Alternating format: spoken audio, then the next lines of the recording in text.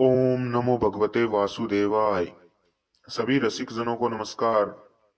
पूर्व की परिचर्चा में हमने चर्चा की कि किस प्रकार सप्ताह यज्ञ का आयोजन गोकर्ण जी करते हैं और समस्त गांव के साथ धुंधुकारी की मुक्ति कराते हैं और स्वयं भी गोलोक को चाहते हैं। भगवान श्री हरि स्वयं उन्हें लेने आते हैं। इस प्रकार की कथा का हमने चर्चा किया और सप्ताह प्रायण की चर्चा हम पिछले 2-3 खंडों में कर रहे हैं। तो आज श्रीमद् भागवत के जो पद्म पुराण के उत्तरखंड में जो महात्म्य वर्णित है वो आज के अध्याय के साथ समाप्त हो रहा है। बाकी स्कंद पुराण में इसका भी महात्म्य बतलाया गया है। वो हम श्रीमद् भागवत पुराण जब कंप्लीट पूर्ण हो जाएगा तब अंत में उसकी चर्चा करेंगे। पद्म पुराण में वर्णित श्रीमद् भागवत के महात्म्य पर जो चर्चा रहेगी वो आज अंतिम रहेगी। इसके बाद प्रथम अध्याय से हम श्रीमद् भागवत का विधि पूर्वक श्रवण कीर्तन और सेवन प्रारंभ करेंगे। बाकी बचा महात्म्य है वो अंत में करेंगे। उसी महात्म्य में एक अध्याय जो था श्रीमद् भागवत की विषय सूची जो बतलाई गई थी वो मैंने आपको पूर्व में बतला दिया ताकि आप संक्षेप में इससे परिचित हो चुके हों और उसी के लिए मैंने उसे प्रारंभ में सुनाया। तो करते हैं इसी के साथ प्रारंभ। आज का अपना 6वां अध्याय यानी कि 6ठा अध्याय है।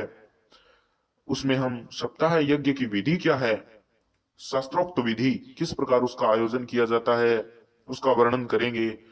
देखिए ये सब चीजें सामर्थ्य के अनुसार होती है। कोई मनुष्य यदि इसमें समर्थ नहीं है, देखो भगवान श्री हरि का केवल शब्द मात्र ही अपने आप में स्वयं प्रभु को समेटे हुए है। केवल एक शब्द से ही ये संसार सागर पार किया जा सकता है। ये कोई यानी यह नहीं है कि सप्ताह यज्ञ विधि पूर्ण रूप से हरेक प्राणी के लिए आवश्यक है, उसे करना चाहिए। क्योंकि यदि सच्चे मन से ईश्वर का स्मरण किया जाए, उसका एक नाम मात्र ही बड़े मनोयोग से ले लिया जाए तो संसार सागर से पार जाना कोई बड़ी बात नहीं है। जिसके नाम से पत्थर तक तिर जाते हैं तो मनुष्य का तैरना कोई बड़ी बात नहीं है। तो सप्ताह यज्ञ की विधि की चर्चा आपने जरूर करेंगे, इसलिए 6वां अध्याय के रूप में आज उसकी सप्ताह यज्ञ की विधि क्या होती है उसके बारे में चर्चा करते हैं। तो सनकादि ऋषि पूछते हैं नारद जी से कि हे नारद जी, अब हम आपको सप्ताह श्रवण की विधि बतला रहे हैं। यह विधि प्रायः लोगों की सहायता और धन से साध्य कही गई है। पहले तो यत्न पूर्वक ज्योतिषी को बुलाकर मुहूर्त पूछना चाहिए तथा विवाह के लिए जिस प्रकार धन का प्रबंध किया जाता है उसी प्रकार ही सप्ताह यज्ञ के लिए भी धन की व्यवस्था पूर्व में ही पहले ही कर लेनी चाहिए। कथा का आरंभ करने में भाद्रपद, आश्विन, कार्तिक, मार्गशीर्ष और आषाढ़ और अन्य श्रावण ये 6 महीने श्रोताओं के लिए मोक्ष की प्राप्ति के कारण हैं। हे देवर्षे, इस महीनों में भी भद्रा, व्यातिपात और कुयोगों को सर्वथा त्याग देना चाहिए तथा दूसरे लोग जो उत्साही हों उन्हें अपना सहायक बनाना चाहिए। उत्साही का अर्थ जो आपकी तरह इसमें भाग लेने के लिए तत्पर हो, इसी सप्ताह यज्ञ में उन्हें इसमें शामिल कर लेना चाहिए। फिर प्रयत्न करके देशांतरों में यह संवाद भेज देना चाहिए कि यहाँ कथा होगी। जिस प्रकार जागरण, सत्संग, विवाह कार्यक्रम इत्यादि का संवाद भेजा जाता है उसी प्रकार इसका भी संवाद भेजा जाना चाहिए। सभी स्वजनों को, सभी लोगों को, सभी ग्रामवासियों को, शहरवासियों को, देशवासियों को इसमें आमंत्रित होने के लिए संवाद भेजना चाहिए। सब लोगों को सपरिवार पधारना चाहिए। स्त्री और शूद्रादि भगवत कथा एवं संकीर्तन से जो दूर पड़ गए हैं उनको भी सूचना दे दी जानी चाहिए। यानी प्रत्येक प्राणी को भी आमंत्रित करना चाहिए, ऐसा प्रबंध करना चाहिए। ठीक है। आगे देश देश में जो विरक्त वैष्णव और हरि कीर्तन के प्रेमी हों उनके पास विशेष निमंत्रण पत्र अवश्य भेजना चाहिए। उसे लिखने की विधि इस प्रकार बतलाई गई है। किस प्रकार लिखते हैं, जैसे एप्लीकेशन का फॉर्मेट होता है उसी प्रकार इसमें भी एक विधि बतलाई गई है। उसमें कहा गया है कि हे महानुभावों, यहाँ 7 दिन का सत्पुरुषों का बड़ा दुर्लभ समागम रहेगा और अपूर्व रसमयी श्रीमद् भागवत की कथा होगी। आप लोग भगवत रस के रसिक हैं, इसलिए श्रीमद् भागवत का अमृत का पान करने के लिए प्रेम पूर्वक शीघ्र ही पधारने की कृपा करें। यदि आपको विशेष अवकाश न हो तो भी 1 दिन के लिए ही सही, लेकिन आप अवश्य ही कृपा करें, जरूर पधारें, क्योंकि यहाँ का तो एक क्षण भी अत्यंत दुर्लभ है। इस प्रकार विनय पूर्वक उन्हें निमंत्रित करें। जो लोग आए उनके लिए यथोचित निवास स्थान का प्रबंध करें। कथा का श्रवण किसी तीर्थ में, वन में अथवा अपने घर पर भी अच्छा हो सकता है, कोई दिक्कत नहीं है। जहां लंबा चौड़ा मैदान हो वहां कथा स्थल रखना चाहिए, ताकि श्रोतागणों को किसी प्रकार की असुविधा न हो। भूमि का शोधन, मार्जन और लेपन करके रंग बिरंगी धातुओं से चौके बनाए, चौके पूरे। घर की सारी सामग्री उठाकर एक कोने में रख दें। 5 दिन पहले से ही यत्न पूर्वक बहुत से बिछौनों का प्रबंध करें। वस्त्र एकत्र कर लें तथा केले के खंभों से सुशोभित एक ऊंचा मंडप तैयार कराएं। उसे सब ओर फल, पुष्प, पत्र और चंदों से अलंकृत करें तथा चारों ओर झंडियां लगाकर तरह तरह के सामानों से सजा दें। उस मंडप में कुछ ऊंचाई पर 7 विशाल लोकों की कल्पना करें और उसमें विरक्त ब्राह्मणों को बुला बुला कर बैठाएं। आगे की ओर उनके लिए वहां यथोचित आसन तैयार रखें। इनके पीछे वक्ता के लिए भी एक दिव्य सिंहासन का प्रबंध करें। यदि वक्ता का मुख उत्तर की ओर रहे तो श्रोता पूर्वाभिमुख होकर बैठने चाहिए, और यदि वक्ता पूर्वाभिमुख रहे तो श्रोताओं को उत्तर की ओर मुख करके बैठना चाहिए, अथवा वक्ता और श्रोता को पूर्व मुख होकर बैठना चाहिए। देश काल आदि को जानने वाले महानुभावों ने श्रोता के लिए ऐसा ही नियम बताया है। जो वेद शास्त्र की स्पष्ट व्याख्या करने में समर्थ हो, तरह तरह के दृष्टांत दे सकें तथा विवेकी और अत्यंत निष्प्रिय हो, ऐसे विरक्त और विष्णु भक्त ब्राह्मणों को वक्ता बनाना चाहिए। श्रीमद् भागवत के प्रवचन में ऐसे लोगों को नियुक्त नहीं करना चाहिए जो पंडित होने पर भी अनेक धर्मों के चक्र में पड़े हुए हों, ढोंगी हों, स्त्री लंपट एवं पाखंड के प्रचारक हों।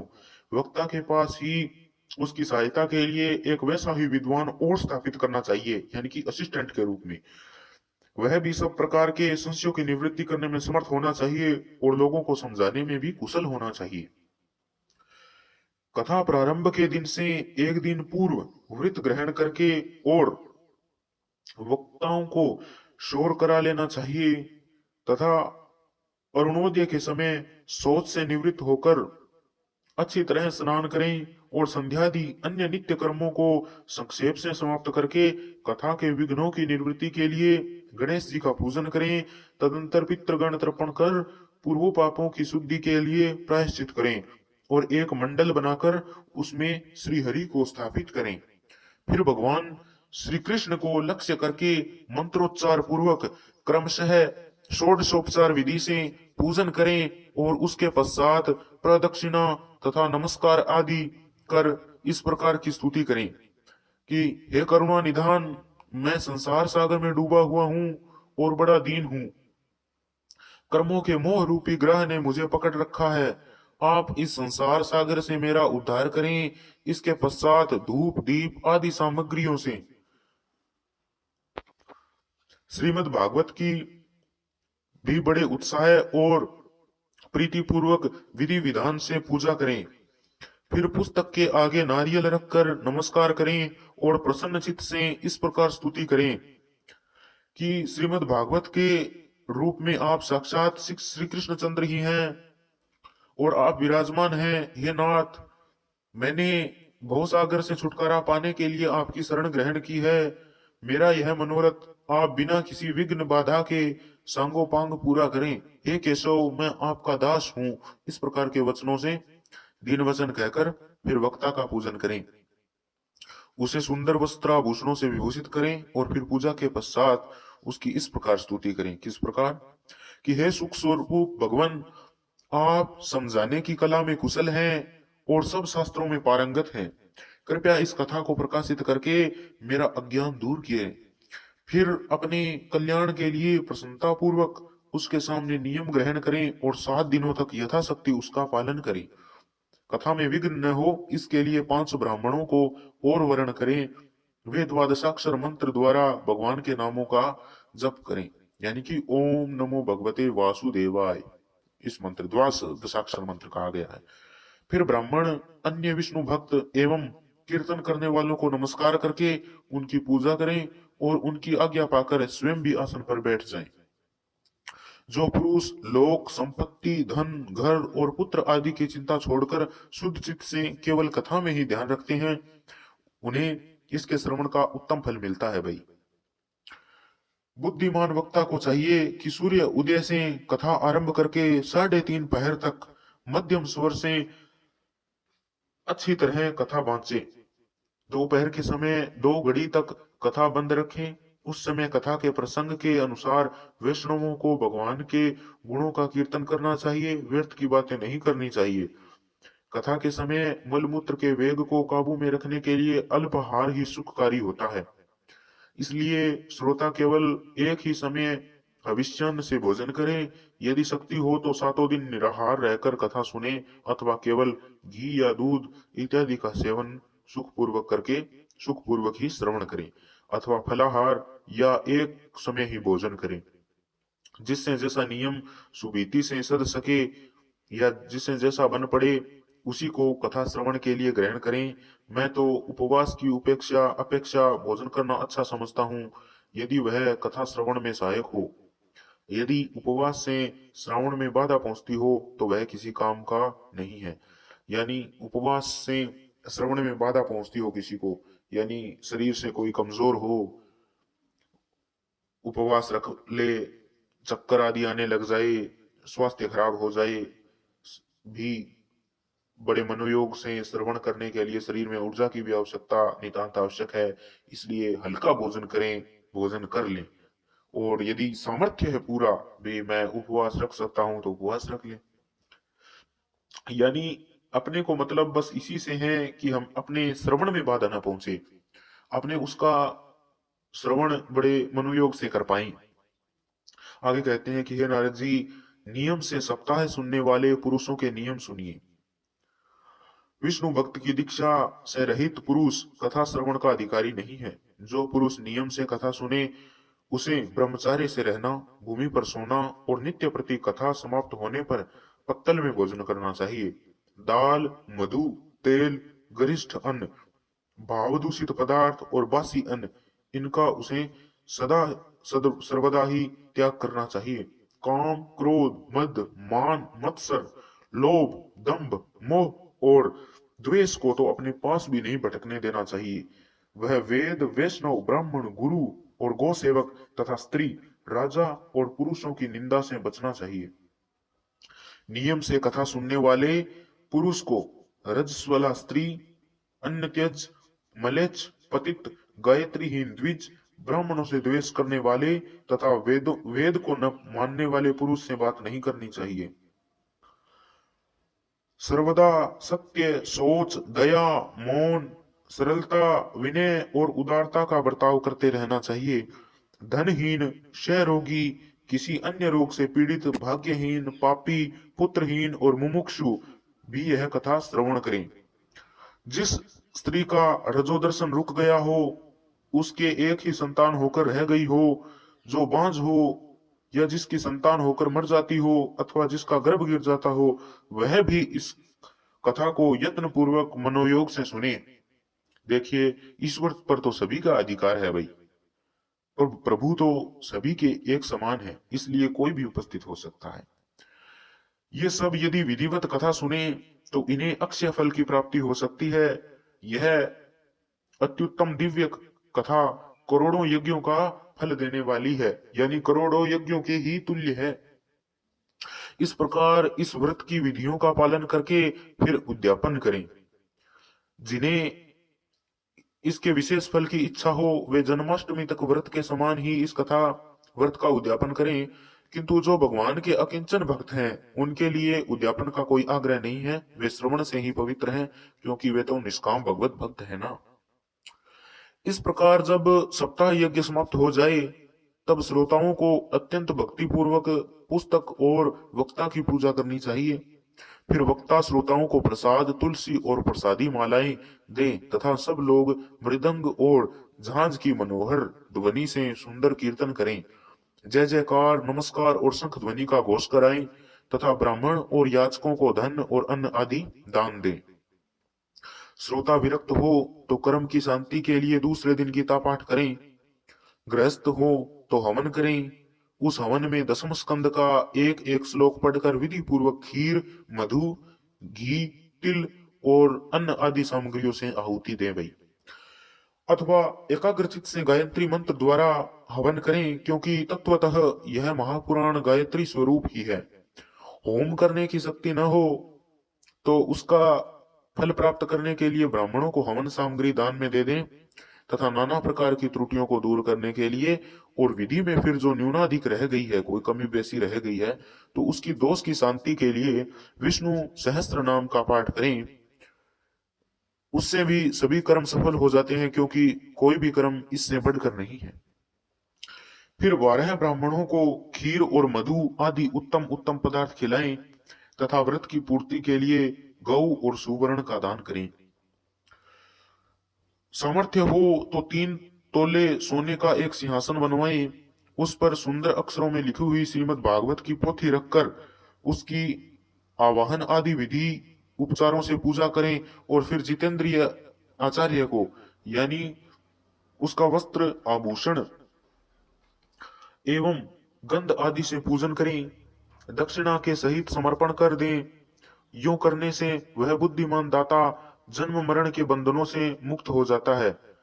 यह सप्ताह पारायण की विधि सब पापों की निवृत्ति करने वाली है।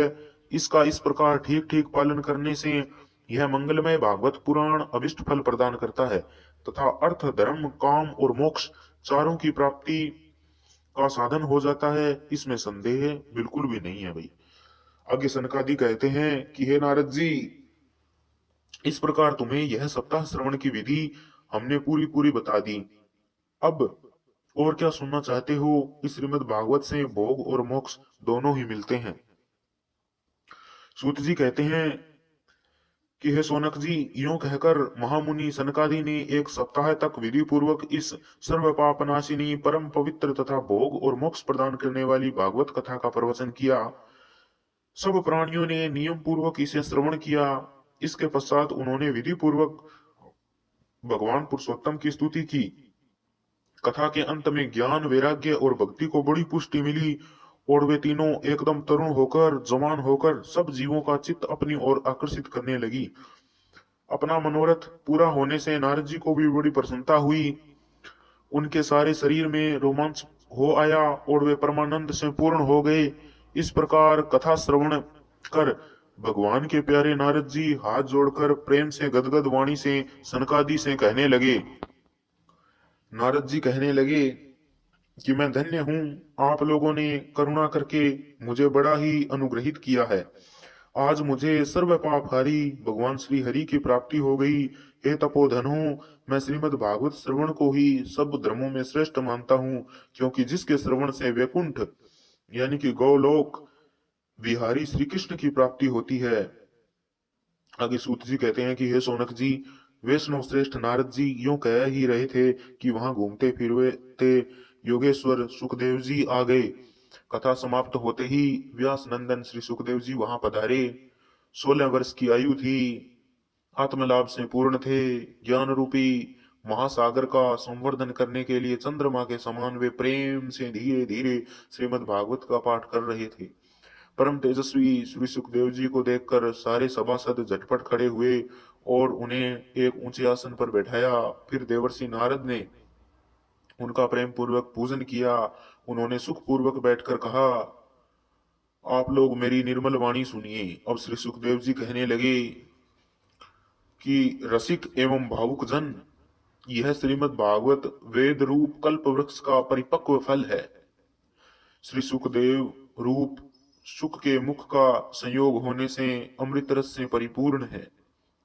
यह रस ही रस है, इसमें न छिलका है न गुठली। यह इसी लोक में सुलभ है। जब तक शरीर में चेतना रहे तब तक आप लोग बार बार इसका पान करें। महामुनि व्यास देव ने श्रीमद् भागवत महापुराण की रचना की है। इसमें निष्कपट निष्काम परम धर्म का निरूपण है। इसमें शुद्धांतःकरण सप्त पुरुषों के जानने योग्य कल्याणकारी वास्तविक वस्तु का वर्णन है, जिससे तीनों तापों की शांति होती है। इसका आश्रय लेने पर दूसरे शास्त्र अथवा साधन की आवश्यकता नहीं रहती। फिर जब कभी पुण्यात्मा पुरुष इसके श्रवण की इच्छा करते हैं, तभी ईश्वर अविलंब उनके हृदय में अवरुद्ध हो जाते हैं। यह भागवत पुराणों का तिलक और वैष्णवों का धन है। इसमें परमहंसों के प्राप्य विशुद्ध ज्ञान का ही वर्णन किया गया है तथा ज्ञान वैराग्य और भक्ति के सहित निवृत्ति मार्ग को प्रकाशित भी किया गया है।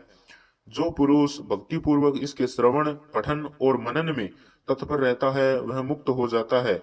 यह रस स्वर्गलोक सत्यलोक कैलाश और वैकुंठ में भी नहीं मिलता। इसलिए भाग्यवान श्रोताओं, तुम सब इसका खूब श्रवण पान करो, खूब सेवन करो, इसे कभी मत छोड़ो भाई। सूत जी कहते हैं कि हे श्री सुखदेव जी इस प्रकार कह ही रहे थे कि उस सभा के बीचों बीच प्रहलाद, बलि, उद्धव और अर्जुन आदि पार्षदों के सहित साक्षात श्री हरि प्रकट हो गए। तब देवर्षि नारद ने भगवान और उनके भक्तों की यथोचित पूजा की। भगवान को प्रसन्न देखकर देवर्षि ने उन्हें एक विशाल सिंहासन पर बैठाया और सब लोग उनके सामने संकीर्तन करने लगे। उस कीर्तन को देखने के लिए श्री पार्वती जी के सहित महादेव जी और ब्रह्मा जी भी आए। कीर्तन आरंभ हुआ। प्रहलाद जी तो चंचल गति यानी फुर्तीले होने के कारण करताल बजाने लगे। उद्धव जी ने झांझें उठा ली। देवर्षि नारद वीणा की ध्वनि करने लगे और स्वर विज्ञान यानी कि गान विद्या में कुशल होने के कारण अर्जुन राग अलापने लगे। अर्जुन देखिए, स्वर विज्ञान और गान विद्या में निपुण कैसे थे ये आप समझ सकते हैं बृहन्नला का के प्रसंग में। तो वो गान विद्या से भी, इसकी भी चर्चा हम आगे करेंगे। तो वो क्या करने लगे, राग अलापने लगे भाई, स्वर विज्ञान सहित। इंद्र ने मृदंग बजाना आरंभ किया। सनकादि बीच बीच में जय घोष करने लगे और इन सब के आगे सुखदेव जी तरह तरह की सरस अंग भंगी करके भाव बताने लगे। इन सब के बीच में परम तेजस्वी भक्ति ज्ञान और वैराग्य नटों के समान नाचने लगे। ऐसा अलौकिक कीर्तन देखकर भगवान प्रसन्न हो गए और इस प्रकार कहने लगे, मैं तुम्हारी इस कथा और कीर्तन से बहुत प्रसन्न हूँ। तुम्हारे भक्ति भाव ने इस समय मुझे अपने वश में कर लिया है, अतः तुम लोग मुझसे वर मांगो। भगवान के ये वचन सुनकर सब लोग बड़े प्रसन्न हुए और प्रेमाद्र चित्त से श्री भगवान से वे बोलने लगे कि हे भगवान, हमारी यह अभिलाषा है कि भविष्य में भी जहां कहीं सप्ताह कथा हो वहां आप इन पार्षदों के सहित अवश्य पधारें। हमारा यह मनोरथ पूर्ण कर दीजिए। भगवान ने कहा तथास्तु और अंतर्धान हो गए। इसके पश्चात नारद जी ने भगवान तथा उनके पार्षदों के चरणों को लक्ष्य करके प्रणाम किया और फिर सुखदेव जी आदि तपस्वियों को भी नमस्कार किया। कथामृत का पान करने से सब लोगों को बड़ा ही आनंद हुआ। उनका सारा मोह नष्ट हो गया। फिर वे सब लोग अपने अपने स्थानों को चले गए। उस समय सुखदेव जी ने भक्ति को उसके पुत्रों सहित अपने शास्त्रों में स्थापित कर दिया। इसी से भागवत का सेवन करने से श्री हरि वैष्णवों के हृदय में आ विराजते हैं। जो लोग दरिद्रता के दुख ज्वर की ज्वाला से दग्ध हो रहे हैं, जिन्हें माया पिशाचिनी ने रौंद डाला है तथा जो संसार समुद्र में डूब रहे हैं, उनका कल्याण करने के लिए श्रीमद् भागवत सिंहनाद कर रहा है। सौनक जी ने पूछा कि हे सूत जी, श्री सुखदेव जी राजा परीक्षित को, गोकर्ण ने धुंधुकारी को और सनकादि ने नारद जी को किस किस समय यह ग्रंथ सुनाया था, मेरा यह भी संशय दूर कर दीजिए। तब सूत जी ने कहा, भगवान श्री कृष्ण के स्वधाम गमन के बाद कलयुग के 30 वर्ष से कुछ अधिक बीत जाने पर भाद्रपद मास की शुक्ला नवमी को श्री सुखदेव जी ने कथा आरंभ की थी। राजा परीक्षित के कथा सुनने के बाद कलयुग के 200 वर्ष बीत जाने पर आषाढ़ मास की शुक्ला नवमी को गोकर्ण जी ने यह कथा सुनाई थी। इसके बाद कलयुग के 30 वर्ष और निकल जाने पर कार्तिक शुक्ला नवमी से सनकादि कथा आरंभ की थी। सनकादि ऋषियों ने। निष्पाप सोनक जी, आपने जो कुछ पूछा था उसका उत्तर मैंने आपको दे दिया। इस कलयुग में भागवत की कथा भवरोग की रामबाण औषधि है। हे संतजन, आप लोग आदर पूर्वक इस कथा अमृत का पान कीजिए।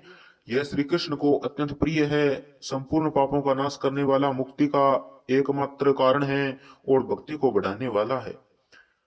लोक में अन्य कल्याणकारी साधनों का विचार करने और तीर्थों का सेवन करने से क्या होगा?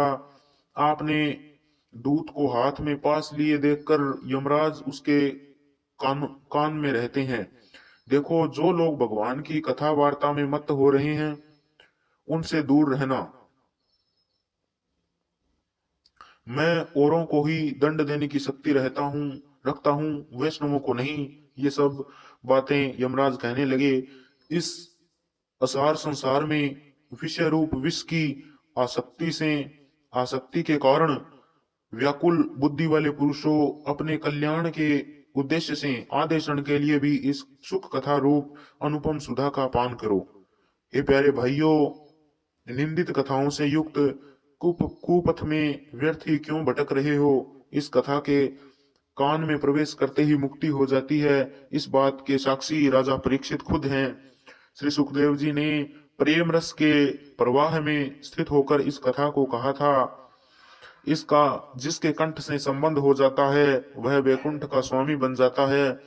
हे सौनक जी, मैंने अनेकों शास्त्रों को देखकर आपको यह परम गोप्य रहस्य अभी अभी सुनाया है। सब शास्त्रों के सिद्धांतों का यही निचोड़ है, यही सार है। संसार में इस सुख शास्त्र से अधिक पवित्र और कोई वस्तु नहीं है। अतः आप लोग परमानंद की प्राप्ति के लिए इस द्वादश स्कंद रूप रस का पान करें। जो पुरुष नियम पूर्वक इस कथा का भक्ति भाव से श्रवण करता है और जो शुद्धंत करण भगवत भक्तों के सामने इसे सुनाता है, वे दोनों ही विधि का पूरा पूरा पालन करने के कारण इसका यथार्थ फल पाते हैं। उनके लिए त्रिलोकी में कुछ भी असाध्य नहीं रह जाता। तो ये अपने सप्ताह प्रायण की चर्चा की। इसी के साथ मैं आपसे लेता हूं विदा। इति श्री पद्म पुराणे उत्तरखंडे श्रीमद् भागवत महात्म्ये श्रवण विधि कथनम नाम षष्ठमो अध्यायः समाप्तिदम श्रीमद् भागवत महात्म्यम। हरि ओम तत्सत्।